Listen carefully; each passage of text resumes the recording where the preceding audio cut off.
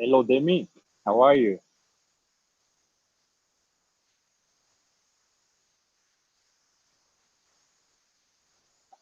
Oluwasina, are you there?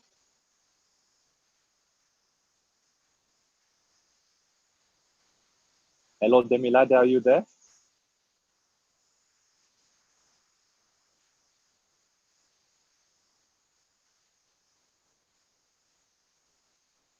Yes, I'm right here. I'm right here. Wonderful, wonderful. Thanks. So, thank you so much for making time. I really appreciate your time here. I know you're a busy guy. A lot of things are going on across the globe. With your office, with your family. A lot of things are going on, but you managed to get time for us. I say thank you, and I welcome you all the audience. We appreciate your time. And this will be live on our YouTube channel. It will stay there, and people will be able to also follow our podcast from next week of this discussion we're having with Demilade Oluwasina. And this is African Colors. It's part of our weekly. Um, this is actually activities throughout the week, and we are doing this in support by the Embassy of France in Rwanda and the French Institute here, part of their program Novembre Numérique, which is basically aiming at showcasing all the digital solutions available in the cultural and creative industries. So, with no further ado, I welcome you, Demi, to introduce yourself and share with the audience who you are, what you do, and then we kick off our discussion. Thank you. All right, great stuff. Thank you so much for having me, Raul. And I am excited about what you're doing. I think I watched one or two of the YouTube conversations that you had previously, and I did enjoy them. I identify as a creative myself, and so this is very dear to my heart in terms of what you are doing and empowering people with. Who am I? I'm an entrepreneur, I'm a creative, as I said, and I'm also an educator. So I work with the African Leadership University, where I am a faculty for international business and trade, but also lead programs in the digital economy. And I also co-founded a marketing agency that's called Amplify Works, based here in Rwanda. I have quite a number of years of experience in the marketing, media, and creative field. And so, yes, it's been a number of years for me, and just glad to be able to share some of my knowledge today. Yes, that's a quick introduction of me, if that captures, yeah. Nice, nice. So let's start the conversation with the right question, the question of today. What is e-commerce for those who don't know? Interesting. So e-commerce is e-commerce basically. Don't worry, I thought I was going to talk a lot about creativity, but let's go with e-commerce. But e-commerce essentially is using digital platforms and online channels to be able to get your offering across. It could be a product, it could be a service. There's many parts to e-commerce. There's what we consider retail e-commerce.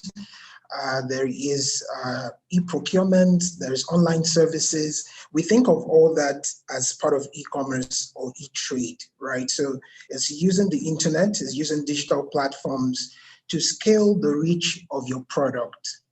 And so one of the reasons that e-commerce is interesting is that you like most of the people that are watching this will probably have done, you've bought something online without having to go in person to the seller.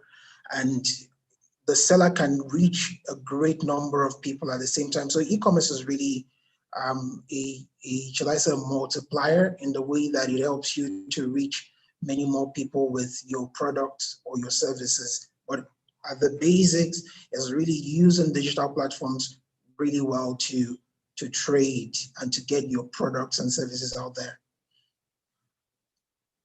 So, do we need any specific skills to develop an online store, an e-commerce service? And that's a good question. What you there are different levels of skills when you talk about digital skills, but also e-commerce skills. So for e-commerce skills, you can have very advanced level type e-commerce websites to very sort of what I'll call user-friendly and easy to use e-commerce websites, right? For the more techie people, they might be able to develop their sites from scratch and be able to build something secure. But for people who also want to trade that are not necessarily techie, you can use existing platforms, right? The only skills you probably need at that level would be ability to use the internet to put your products up, right? To browse and to sort of do basic internet research, right? Like, so the basic things that you might need to do. For example, if you're listing and putting up your products, you want to be sure that you understand the platform where you're putting your product.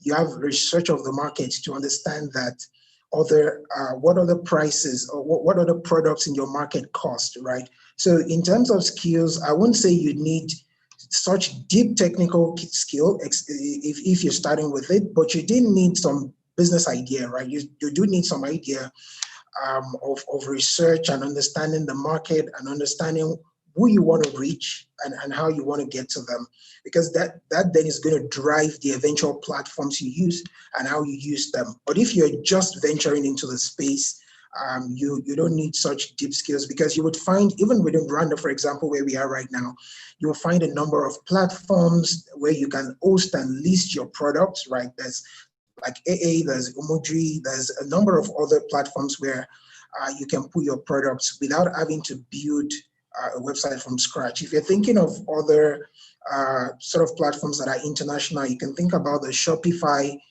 as a platform. You can think about Equid and a number of user-friendly platforms that you don't need code for. So you will be able to manipulate and use those quite easily. Yes. So what I would summarize to say is you need few digital skills, right, to start from scratch, to be able to put your products on the platform, navigate the platform, understand its requirement. And then you need some business skills in terms of how you are going to put out your product, right, or your service or whatever. How does it look? Which type of people are you trying to attract to the product? Which kind of platform should you use that will allow you to convert or get the kind of market that you need? Yeah, so that's a quick assessment of skills or requirements. So my next question will be, yourself, you are also an artist, as you said, right? So currently, you can't afford as an artist, as a cultural creative entrepreneur, you can't afford being online, right? Being visible online, bringing the goods to your clients via digital tools, right? But it's a struggle in Africa, right? You have many facts and varieties and challenges, all those kind of stuff. So what do you have to say about that and to those people, to those players? How do we overcome that? I know, and yeah, please go ahead. Yeah, no, that's a good question, and I think it depends on the goods. It depends on what you're trying to bring, because the creative field is very vast, right? So there's writers, there's painters, there's authors, there's musicians, there's comedians, there's all sorts of creative work, right? So it will depend on a number of things that people would do spoken sort of creative art, where they're able to use their voice either as speakers or as comedians or as musicians. And there are people who create stuff with their hands, pottery, painting and all that. So you see all those different categories of people exist.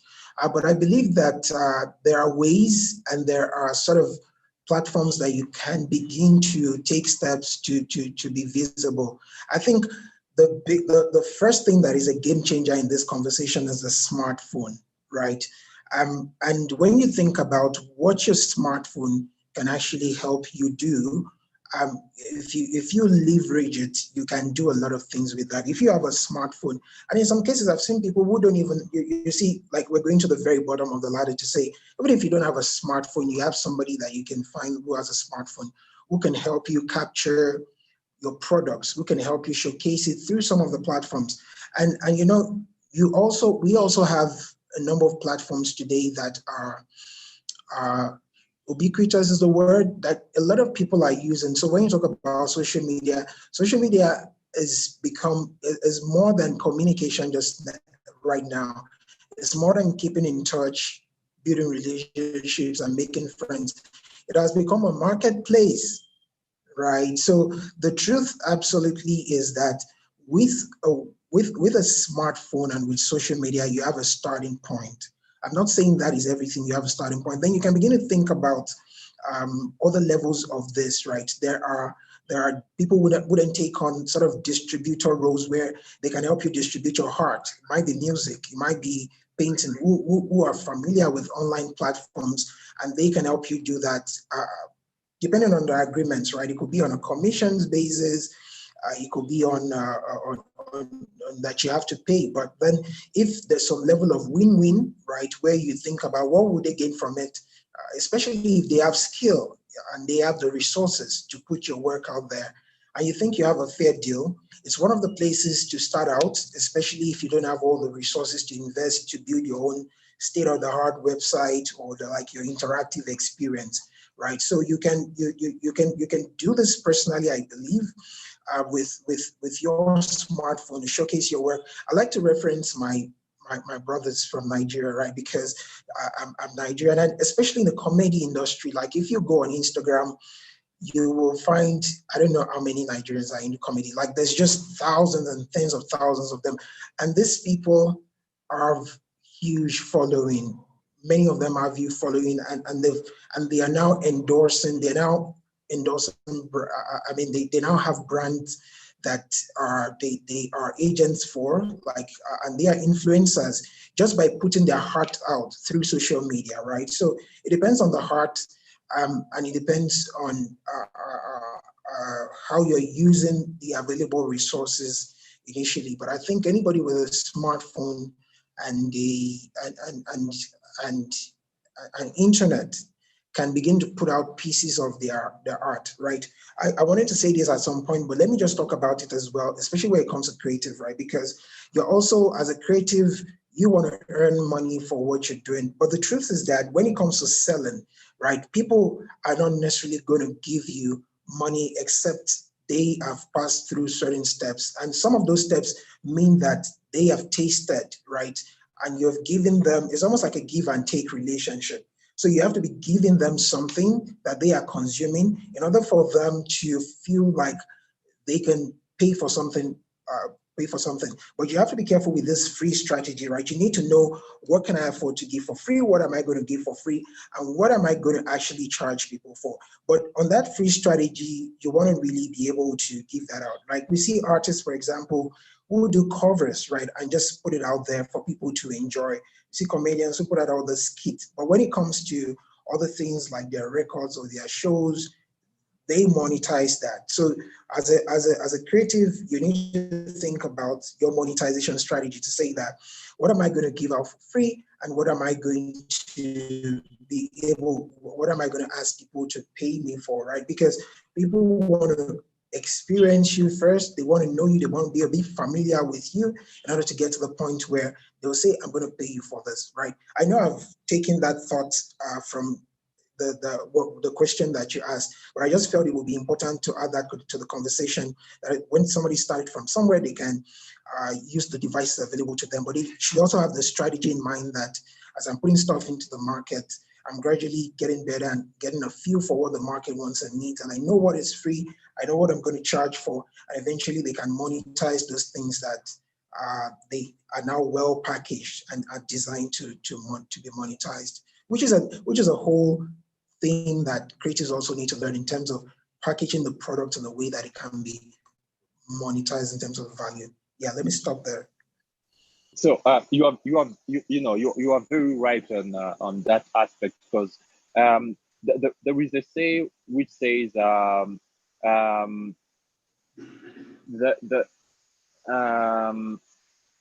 three things at the end of the day are expensive. It becomes something that brings in money, right? Because more people get things for free. At a certain time, it becomes revenue streams for you in terms of what you just said. You mentioned something. When you have all those followers, you becoming what we call influencer, right? And that becomes something you can trade with companies and all. So it can become a source of income for those creators, and then you can sell your product. It can become your name can become a brand, and sell those goods on your own. So it definitely social media and access to phones and internet are something, helping people to go online and start their shops anytime, anywhere. So a few months ago, you were on this conference, and then they were talking about um, e-commerce and goods moving around Africa and outside Africa, right? But how do we, how can we create a culture of buying online and selling our products? How can we create? It's good that you have the entrepreneurship background and the education background. So I want to Yeah. have what your say in terms of creating that culture and having people adapt it more. And it goes also hand in hand with the quality of the goods we put out, right? So what you say on that? How do we create that culture?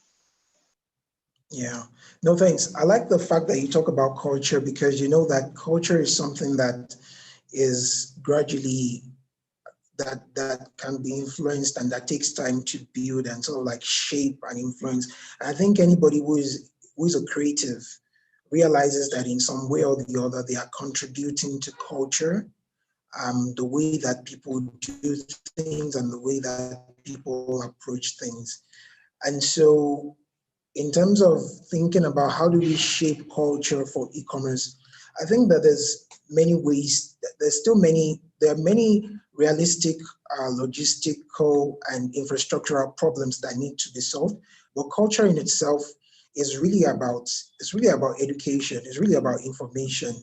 It's really about the content that people get. If you think about how the world is changing so rapidly, it's because of the information that people are able to access, right? And that's why you see, for example, activism has grown in the last couple of years across the continent and across the world, because more people are seeing that happen because of the information that is made available to them, and they are learning ways to do that, right? And you will see a number of other trends that have grown because of the information. So I think in terms of culture, number one, we need to educate people. And when I say educate, it's not school, but it's really like um, getting users and buyers. For example, if you talk about e-commerce, right? If you talk about getting users and buyers to understand some of the benefits of e-commerce, some of that has to be done in their language, right? Because if you think about all these cultural pieces and elements, language is a key part of it. So for example, if you're trying to tell somebody to do something and you tell them in their language, they hear it stronger, right? So when we're marketing e-commerce, for example, we want to ensure that we're looking at those nuances and behaviors in existing culture, things like language, things like behaviors that people have. Maybe some people might like bulk buying, or people might just like interacting with people. And What we need to be doing is integrating some of those cultural elements into the way we are introducing and educating people with e-commerce. So that's what we should be doing much better, so that it can be more accessible to people where they already are. Because change takes time.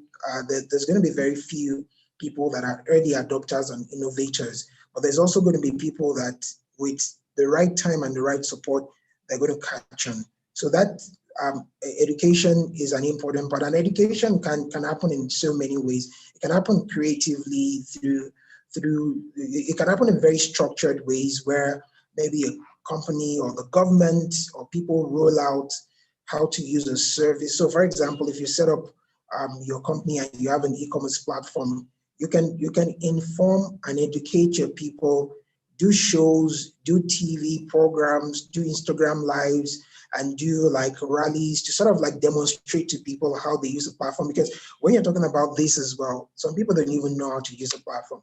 You can do an explainer video. So we must never take the part of educating people for granted, because the reason some people are not still using it is because they're skeptical. And that skepticism is coming from ignorance, right? It's coming from the fact that you don't know enough. So there are creative ways we can do this. We can also use the shows. You can do creative arts and stuff in terms of skits that really help people to see, right? Like the benefits of e-commerce and how they can use it. That's talking from e-commerce from a broad perspective. I think there's also a lot that can be done on the side of e-commerce providers. The goal of e-commerce should be to make the buying experience easy for the person buying. If it is difficult for them to buy, then there is no point, right? Like the person is not going to buy. If it's difficult, if it's not secure, if they can't navigate the website, if they are not clear as where to go, if they feel like their details are going to be lost because of lack of security on the website, or the products are not well displayed and other factors like that, then you find out that people will not be really open to it. But I feel that we can incentivize people a lot more by ensuring that as people who set up these platforms, we think from the user's perspective, and we say that if I am somebody that has never used an e-commerce platform and I'm trying to, how good is the experience? How seamless is the experience? Is it a net positive? Because you know what, people won't use e-commerce just because we tell them e-commerce is good. They're going to weigh their experience. Is it a net positive experience? That is it more positive for me to buy an e-commerce, to buy via an e-commerce platform than to buy sort of offline or to trade more, right? And that will come with things like cost, like ease, like just the experience that they have.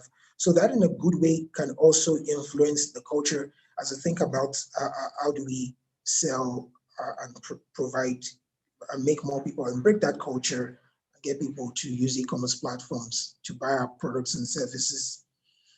There's a lot of other factors that come into making e-commerce platforms work, but I think in terms of cultural things, it has to do with creative ways of educating people and getting them to know the benefits and getting them to know the process and how to use it, right? And in some cases, even rewarding them for using it, right? Such that reward is a very strong motivator, and pain is also a very strong motivator in terms of the fact that, so you see there are companies, for example, also brands who do things like, you're going to lose out on this discount if you don't order online, and if you buy offline, you're still going to get at this price. So that pain of not wanting to lose that sort of motivates people at times to want to use that more. So we also need to be thinking about what will be the net positive advantage? How will it cost less? Not just cost less, but how would they have a better experience overall when using it? That would increase the uptake. So, that takes me to I think a discussion we exchanged on some time back, which is about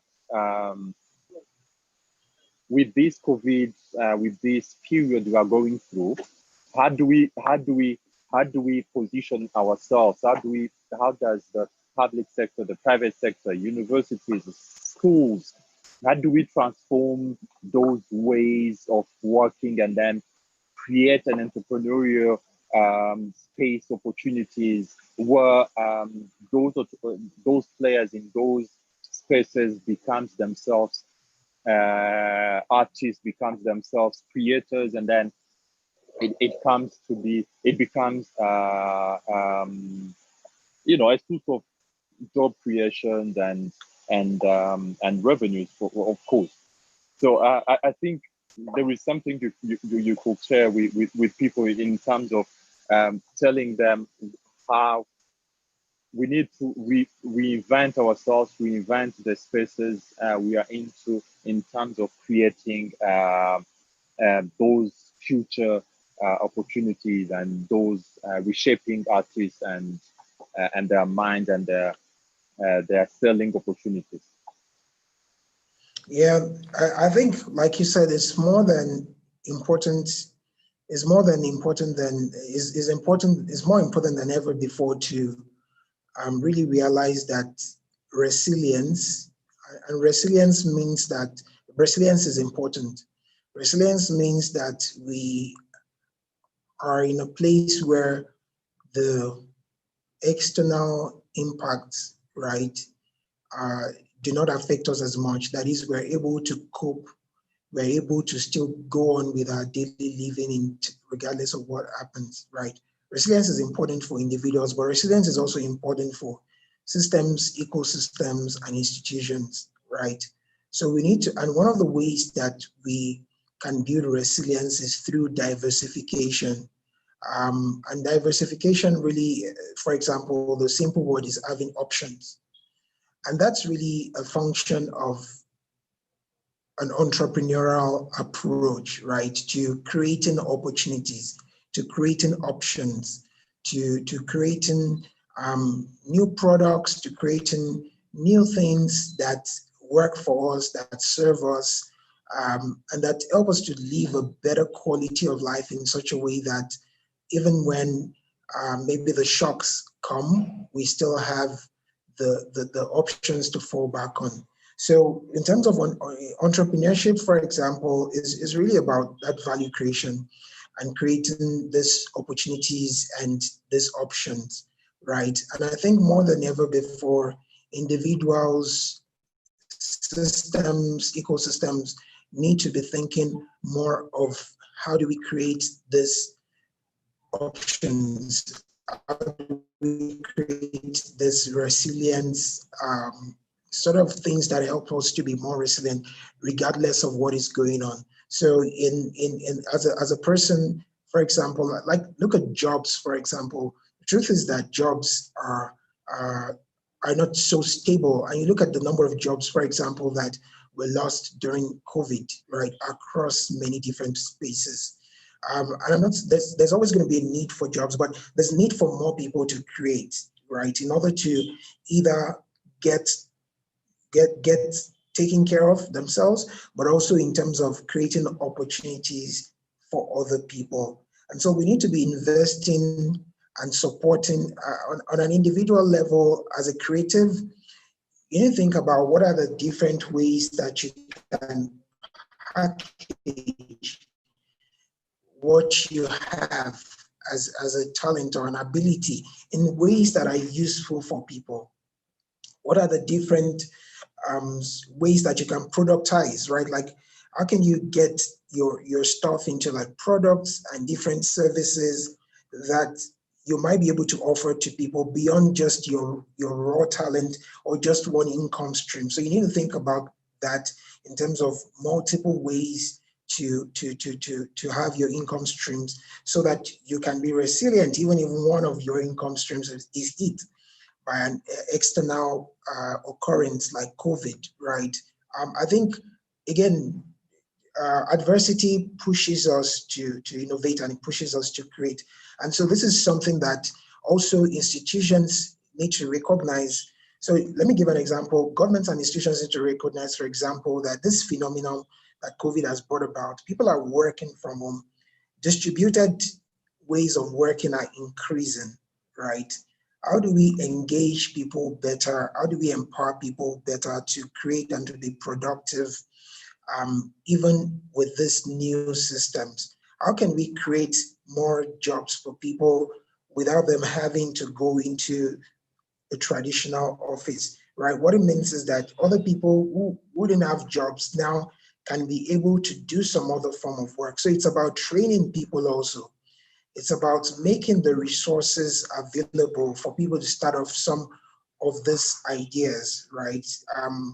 Through training sessions, hackathons, programs that allow people to create certain products and empowering them to be able to put it out there in terms of selling it. So this is something that the institutions need to do. This is something that the governments need to do more than ever before, to invest into the space, to organize this kind of things, to make the environment as well, should I say, conducive for people to create, right? In terms of regulations, in terms of taxes, in terms of other sort of enabling conditions that makes it easy for people to develop products and to put it out there and to sell.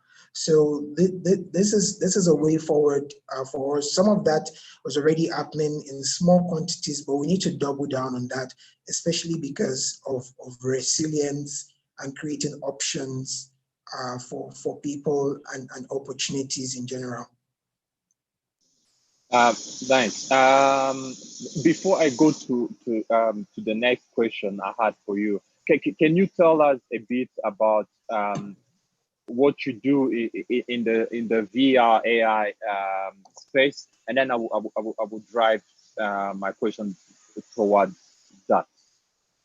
All right, so yeah, good question. I'm going to answer it in a roundabout way because I'm not a VR programmer, but I'm enabling innovation within that space, and I'll tell you how I do that.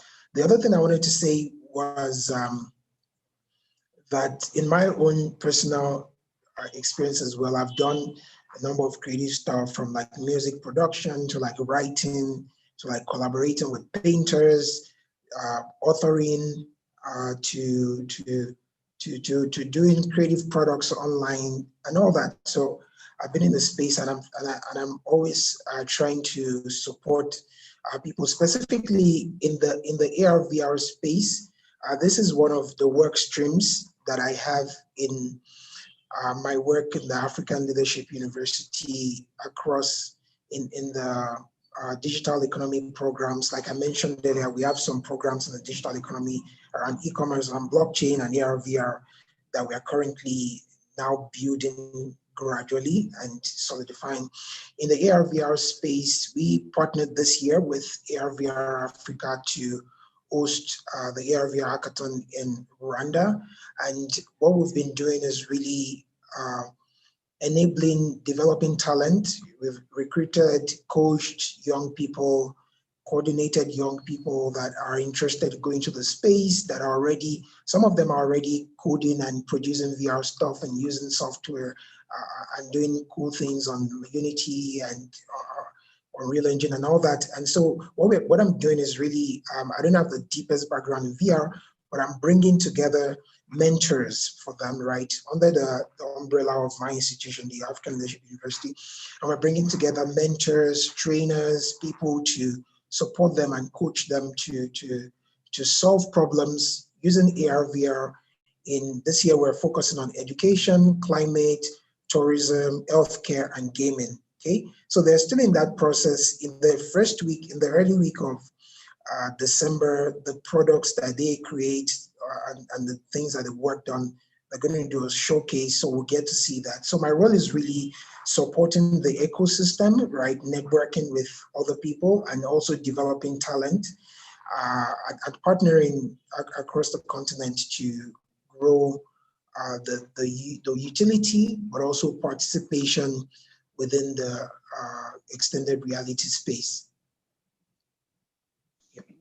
So now my question will be, what do you think, what is your say in terms of adopting VR AI in improving the e-commerce and tapping into more opportunities through those technologies? as artists, as creators on the continent? That's a very good question, and I would say I'll give two answers. The first one is, when we're talking about this, we're talking about creatives and how creatives can get their products to the market and to sell their products. And I think one of the things is, whatever we're doing in creativity, we have to realize that there's a consumer behind it. There is somebody who is going to consume that. So it has to deliver some level of utility. It has to deliver some level of value. It has to meet a need, right? They have to see it as, this is a cogent need that needs to be met, right? And so, for example, in this hackathon, one of the things we're doing is really encouraging people to use the AR VR tech to solve problems, to demonstrate ways in which problems can be solved. Because if the problems are not being solved, nobody's going to buy the solutions that we create. If it's not touching tangible problems that people have, nobody's going to buy, because it can be easy to get lost as creatives in our space where we are doing stuff that we like, but then that does not reach people. And there's a balance, right? I know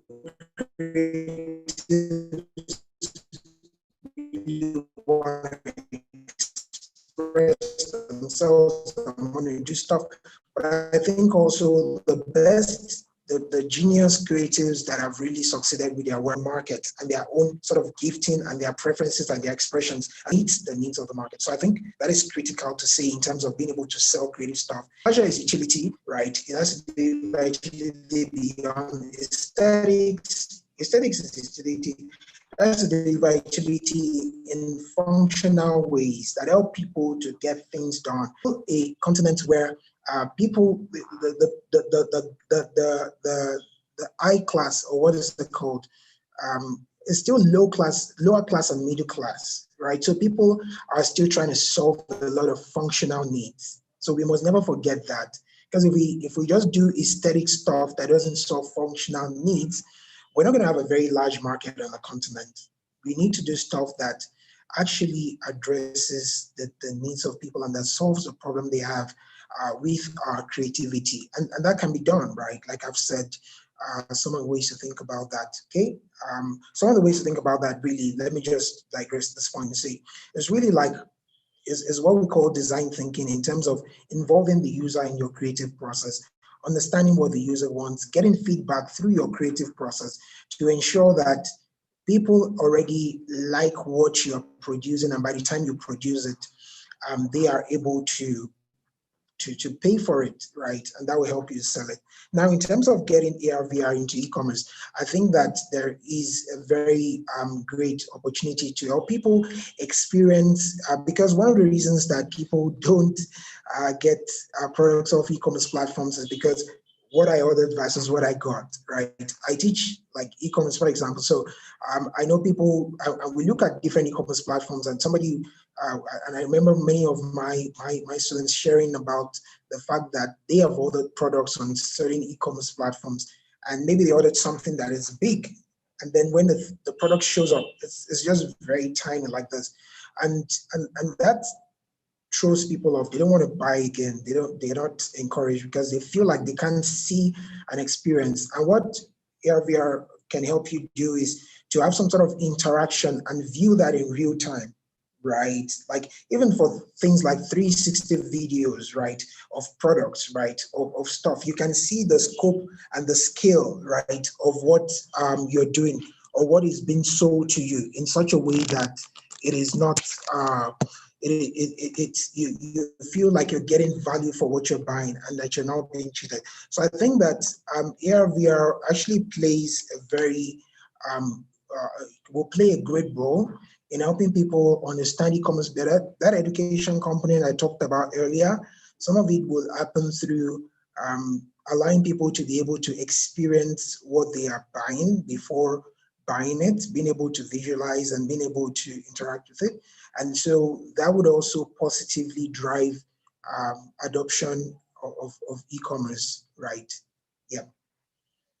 So you think that that's the future of e-commerce, or not? We are not yet there as Africa. I, I think we're getting closer there. There are people already that are using 360 videos to showcase things and to sell things. There's people using, I haven't seen so many augmented reality stuff, but then if you remember during the lockdown, there was this fashion show that I think somebody from, I think it's somewhere in West Africa, I think it's French speaking West Africa, showcase the clothes. I mean, pardon me if I'm getting the location wrong, but if I remember, I'll tell you where it's from. I was able to showcase.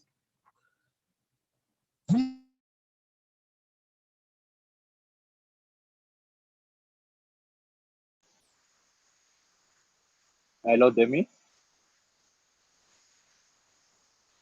I think we have a challenge with his internet connection, but I think it was she was a Congolese living in US, the one you were referring to, and she did basically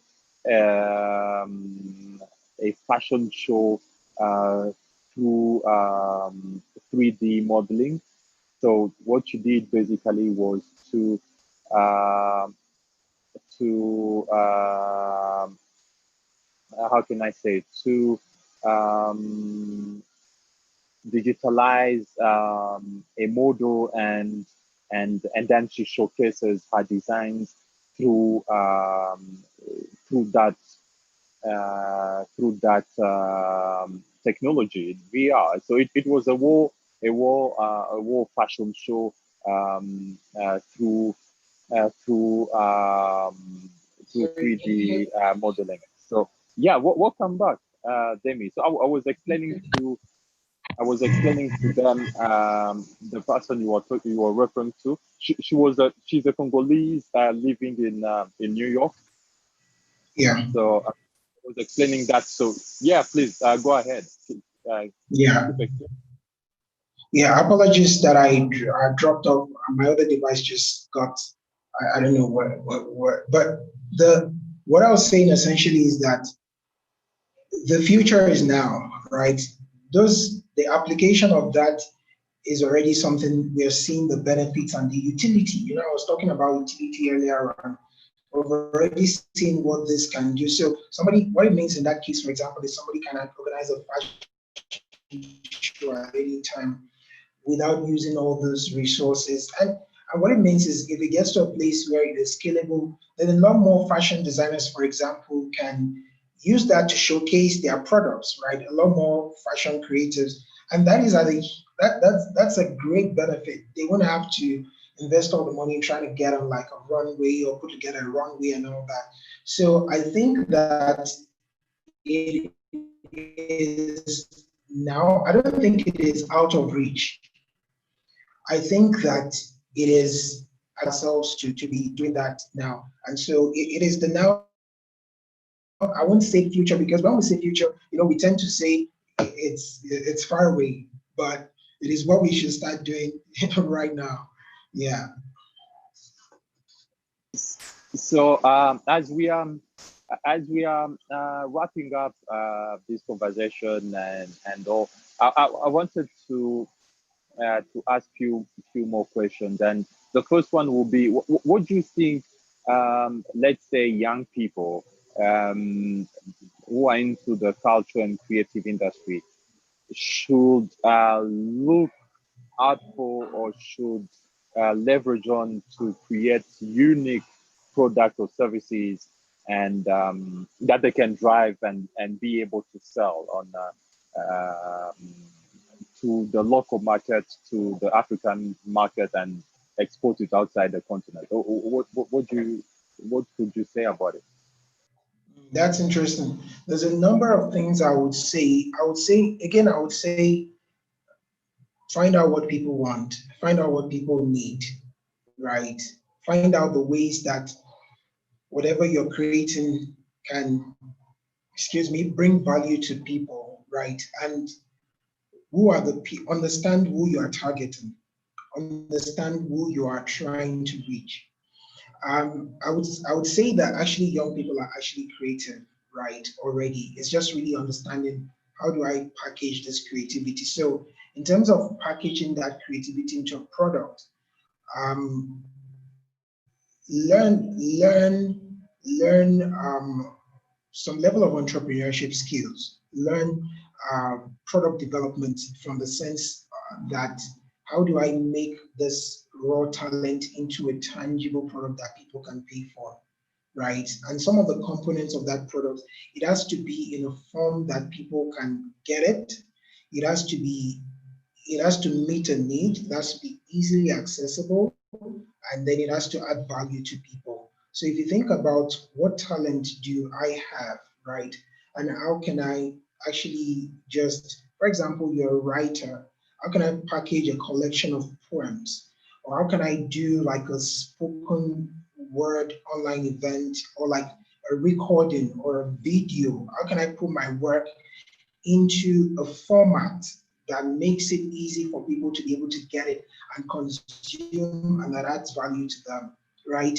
What are some of the things that people love, right? Spoken word, people like the into people, but right. So understand the trends, right? Like if you're doing spoken word, for example, people love music as well. They love the arts and the beauty and the experience. So how can you combine that? So it's also like how can you combine different things into that product in such a way, and that's where creativity comes, right? Where you are essentially combining. Sorry, I'm just going to turn off my. I'm going to turn off my video because it's too dark so that you can see my face.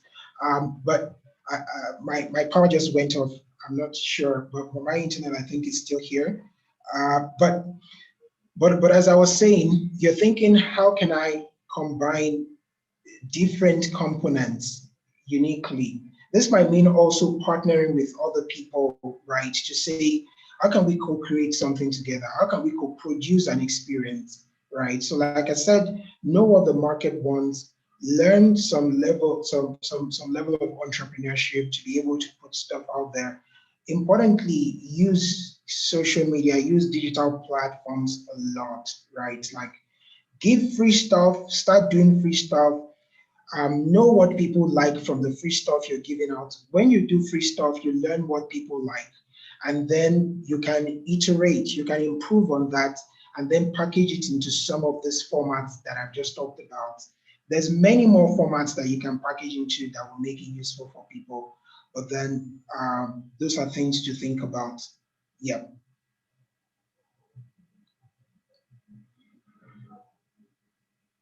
Had is actually done. So I don't know if you have one last thing you really wanted to communicate, and then we close the discussion and then try to arrange another one because I had so many questions and for sure people wanted to learn more about your work and the e-commerce side. So do you have something you wanted to add on before we close? Yeah, absolutely. Thanks for having me. Number one, I would be pleased to have and continue this conversation at another time. Apologies for all that's just happening around me. My power is gone and all that. But in terms of one thing I would add would be to say the people that are able to profit the most from their creativity are those that understand the business of creativity. So there is the art side of creativity, but there's also the business side of creativity.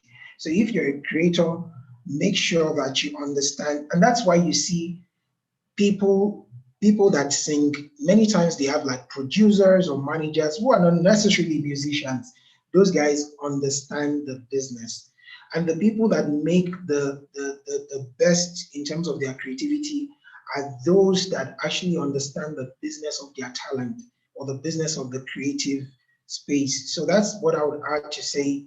Go learn some entrepreneurial skills as a creative, learn how to learn selling, learn distribution, learn understanding customers and meeting the needs of customers and doing customer research, and really bring that into your creativity, and you will be able to scale, you'll be able to sell products that meet the needs of people.